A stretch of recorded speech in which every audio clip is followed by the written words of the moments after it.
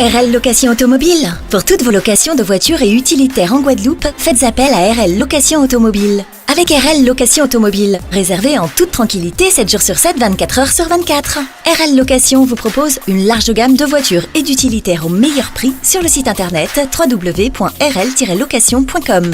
RL Location, c'est aussi l'assistance et la livraison. Pour tout renseignement, contactez-nous au 0590 10 66 87. RL Location Automobile, la location en toute simplicité. Hexagone, actualité. Le verdict de la Cour d'appel de Paris est tombé ce lundi concernant l'affaire du Guadeloupéen Franco Lolia qui avait aspergé de peinture et tagué le mot négrophobie sur la statue de Colbert face à l'Assemblée nationale en juin 2020. La Cour d'appel a requis à l'encontre de Franco Lolia 500 € d'amende avec sursis, 500 € pour la partie civile et payé 1000 € pour le nettoyage de la statue. En première instance, il avait été condamné à 500 € d'amende et un versement de 1400 € à l'Assemblée nationale. Réaction à la sortie de l'audience de maître Guy Florentin et Franco Lolia. Notre réaction, c'est que, bien évidemment, nous sommes venus ici, mais en réalité, on ne se faisait pas d'illusions. On savait très bien quelle décision serait prise. On s'attendait à cette décision. Comme je viens de le dire tout à l'heure, la condamnation, c'est une confirmation, bien évidemment, de la décision, sauf que la Cour d'appel a ordonné un sursis, c'est-à-dire qu'il n'aura pas à payer l'amende de 500 € à laquelle il a été condamné en première instance. Mais, bien évidemment, cette décision confirme un malaise. Il y a un malaise dans cette décision parce que la Cour d'appel elle-même, en réalité, elle avoue qu'elle ne sait pas très bien que faire. Et donc, nous allons l'aider. Nous allons bien évidemment faire un pourvoi en cassation. Et à l'issue du pourvoi, également, nous allons saisir la Cour européenne des droits de l'homme si la décision de la Cour de cassation ne nous est pas favorable. Et nous avons aussi l'intention de saisir le Comité des droits de l'homme de l'ONU parce que nous estimons que c'est une question qui porte atteinte à notre dignité. Cette condamnation, plus exactement, porte atteinte à la dignité des afro-descendants. Voilà. Comment vous réagissez par rapport à la décision de cette Cour d'appel cet après-midi ici à Paris ? Je trouve que c'est un aveu de culpabilité, mais pas pour moi, plutôt pour eux, puisque comme l'a dit Maître Florentin, d'une amende que je devais payer directement, maintenant ils mettent une amende avec sursis. Donc effectivement, ils allègent un peu la condamnation, ils la mettent un peu moins salée en pensant que le goût va mieux passer. Mais nous, c'est le fond qui nous intéresse et une condamnation reste une condamnation, même si elle est avec sursis. Et c'est là où ils essayent de nous avoir. Ils pensent qu'on n'est pas suffisamment éduqués pour savoir qu'une condamnation avec sursis reste une condamnation. Et le problème, c'est que même s'ils m'avaient acquitté, ça aurait au moins permis de montrer qu'ils reconnaissent qu'il y a des choses qui ne marchent pas dans leur manière d'agir et tout ce qui s'ensuit. Mais comme je le dis, ce n'est pas une question de justice individuelle qui nous intéresse, c'est une question de justice collective. Et donc, le but, c'est de parler du problème de fond qui est la présence de statufier de ce criminel contre l'humanité devant l'Assemblée nationale, soi-disant maison du peuple, mais qui fait dire aussi tout bas ce que la France pense réellement, c'est-à-dire qu'en fait, nous ne sommes pas des êtres humains et tout ce qui s'ensuit. Et le but, c'est pas d'avoir son autorisation pour savoir si nous le sommes ou pas, c'est surtout la mettre devant une réalité qu'elle essaie de cacher derrière son hypocrisie législative et tout ce qui s'ensuit. Donc voilà, le problème de fond, c'est quand même qu'un crime a été commis, un crime contre l'humanité afro a été commis et il faut le réparer parce que toute justice appelle à la réparation lorsqu'il y a crime commis. Et donc voilà, et donc pour moi, ça sonne comme un aveu de culpabilité puisqu'ils allègent l'amende au lieu de me la faire payer tout de suite. Donc comme l'a dit Maître Florentin, ils ne savent pas comment faire et donc c'est ça. Vous pensez que la Cour d'appel est embarrassée sur votre cas ? sur cette situation, sur ce que vous avez fait? Oui, ils sont forcément embarrassés parce que là, on voit que le procès, mais ça ne commence pas ici. C'est-à-dire, ce que les gens ne savent pas, c'est que quand j'étais en garde à vue, le commissaire ou, je sais pas, la personne qui prenait en tout cas, qui faisait le compte-rendu de la garde à vue m'a fait revenir 4 à 5 fois en disant que le procureur, ils étaient directement en ligne avec le procureur qui disait qu'il ne comprenait pas et qu'il fallait refaire à chaque fois le rapport de ce que j'avais à dire et tout ce qui s'ensuit.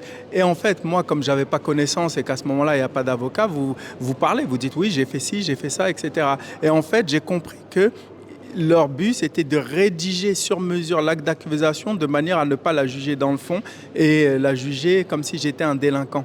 Et en fait, ça a tenu sans doute à la dernière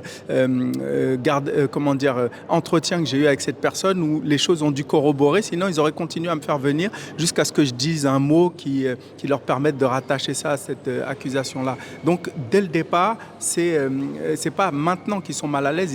Ils étaient mal à l'aise dès le départ. Et ça, personne ne peut le savoir parce que ça s'est passé dans l'antichambre des commissariats français pour faire dire qu'en fait, c'est pas de la justice qui se passe, mais une mascarade de justice. Maître Florentin peut dire que le combat continue, vous n'êtes pas satisfait de la décision? Je ne suis pas satisfait de la décision, mais en fait, nous ne considérons pas ça comme une défaite, en fait, parce que Franco a déjà remporté une victoire qui est de mettre ce débat sur la voie publique. J'en profite d'ailleurs de l'occasion que vous me donnez de vous rappeler que en fait l'ONU a lancé une décennie des personnes afrodescendantes. Il y a eu une première décennie qui s'est terminée l'année dernière et la France n'a pratiquement pas participé à cette décennie. Elle n'a pris aucune mesure. Et d'ailleurs, l'ONU a décidé à l'issue de cette première décennie de renouveler la décennie. Donc il y a une décennie qui commence en 2024 et cette deuxième décennie, donc si vous allez sur le site de l'ONU, vous allez la trouver. Cette deuxième décennie internationale, nous dit l'ONU, est l'occasion de prendre des mesures concrètes pour lutter contre les séquelles de l'esclavage et du colonialisme, d'apporter une justice réparatrice et de garantir l'intégralité des droits humains et des libertés des personnes d'ascendance africaine dans le monde entier. Donc je pense que le combat que mène Franco, c'est l'occasion pour nous d'attirer l'attention sur cette décennie qui commence, cette deuxième décennie, et nous allons bien évidemment saisir l'occasion de cette deuxième décennie pour donner de la visibilité au combat que mène Franco et pour obliger la France en quelque sorte à nous respecter et à respecter les décisions de l'ONU. Parce que nous allons bien évidemment, comme je l'ai dit, saisir le comité de l'ONU, le comité des droits de l'homme de l'ONU, mais nous allons d'ores et déjà nous rapprocher des experts de l'ONU et des personnes en charge de cette décennie pour qu'elles soient informées de la situation de Franco et de ce qui se passe dans la justice française et de la façon dont les ressortissants des départements d'outre-mer et des afro-descendants en général sont traités et la place que nous avons réellement dans cette société et je vous rappelle aussi que la justice est rendue au nom du peuple français.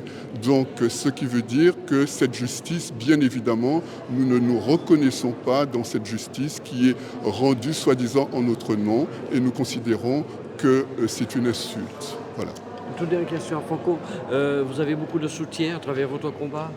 Oui, c'est-à-dire que là, surtout, comme je l'ai dit, c'est dur à comprendre qu'on n'est pas à l'intérieur, mais là, il fallait qu'on pose un plan d'action. Donc, un livre va bientôt sortir, c'est-à-dire dans le courant de ce mois-ci, qui pose un plan d'action, une vision par rapport à tout ce qui est la négrophobie et la lutte contre la négrophobie. Et au niveau planétaire, pas simplement au niveau local. C'est-à-dire que partout dans le monde, c'est les mêmes mots dans le fond, mais pour les peuples afro, c'est les mêmes mots dans le fond, mais qui peuvent diverger dans la forme. Et donc, c'est autour de cela qu'on va poser une vision, parce qu'il y a beaucoup de formules artificielles qui donnent l'impression qu'on est dans quelque chose, mais en vérité, rien ne se passe. Et donc, à partir de cette vision, effectivement, on va mettre en place des actions. Et cette fois, les gens sauront dans quelle direction on va. Et ils comprendront que même le fait d'avoir attaqué cette statue n'était pas, un caprice ou etc. On est vraiment dans le fond parce que, effectivement, c'est dur à comprendre ici, mais je le dis, et des gens pourront faire des recherches. Il y a le niveau physique, mais il y a le niveau métaphysique dans la lutte qu'on mène. Il y a 2 niveaux de guerre, la guerre visible et invisible. Et les présentes de statues comme Colbert devant l'Assemblée nationale, c'est des niveaux métaphysiques au niveau de la guerre qui nous est faite. C'est-à-dire c'est au niveau de l'invisible, ce sont des choses qui nous touchent et on ne s'en rend pas compte parce qu'on croit que c'est des points de détail, mais ce sont des points très importants et c'est pour ça qu'ils la défendent bec et ongle. Parce que tant qu'on n'est pas capable d'abattre ce genre de symbole, les choses se perpétueront dans le visible. Et c'est ça qu'il faut comprendre. Il faut changer les mentalités, donc ce qui se passe dans l'invisible, parce que la pensée commande les actes. Et donc si on ne change pas ce qui se passe au niveau de la pensée, les actes qui vont suivre vont être en concordance avec cette pensée. Et ce qui se passe avec cette statue d'un criminel contre l'humanité devant l'Assemblée nationale, c'est l'ADN de la pensée de la France qui fait que les actes ne peuvent pas changer dans le monde physique. Outremernews.fr, le site de l'actualité Outre-mer, 24 heures sur 24 et 7 jours sur 7. Retrouvez la chaîne Outremer News sur YouTube.